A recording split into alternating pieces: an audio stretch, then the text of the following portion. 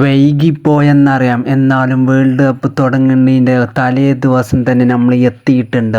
World കപ്പിൻ്റെ എല്ലാ ടീമിൻ്റെയും highlights, reviews എല്ലാം നമ്മളെ ചാനലിൽ അപ്ലോഡ് ചെയ്യുന്നതാണ്. അത് സ്റ്റോറി ആയിട്ടും അതേപോലെ തന്നെ ലോങ് വീഡിയോ ആയിട്ട് നമ്മൾ അപ്ലോഡ് ചെയ്യുന്നതാണ്.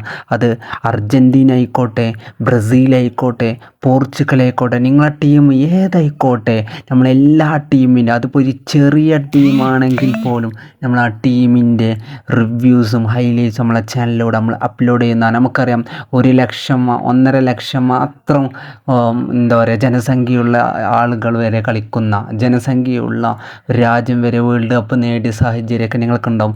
ആ ടീമിൻ്റെ ഹൈലൈറ്റ്സും റിവ്യൂസും വരെ നമ്മളെ ചാനലിലൂടെ അപ്ലോഡ് ചെയ്യുന്നതായിരിക്കും. അതൊന്നും വേറെ ചാനലിൽ ആരും അങ്ങനെ അപ്ലോഡ് ചെയ്തിട്ടുണ്ടാവില്ല. കാരണം പല ചാനലിലും പോർച്ചുഗലിൻ്റെയും അർജൻറ്റീനൻ്റെയും ബ്രസീലിൻ്റെയൊക്കെ ഈ 3 ടീമിൻ്റെയൊക്കെ കാര്യം ഇടുണ്ടാവുക.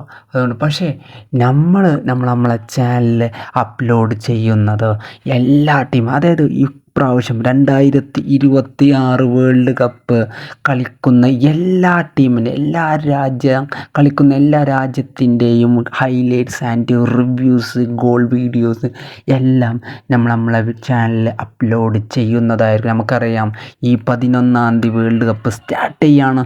അത് തുടങ്ങുന്നത് മുതൽ വേൾഡ് കപ്പ് കഴിയുന്നത് വരെയുള്ള എല്ലാ ടീമിൻ്റെയും വീഡിയോസ് നിങ്ങൾക്ക് വേണം എന്നുണ്ടെങ്കിൽ നമ്മളെ ചാനൽ സപ്പോർട്ട് ചെയ്യുക, സബ്സ്ക്രൈബ് ചെയ്യുക, സബ് ചെയ്യുക, ഒപ്പം കൂടിക്കോളി.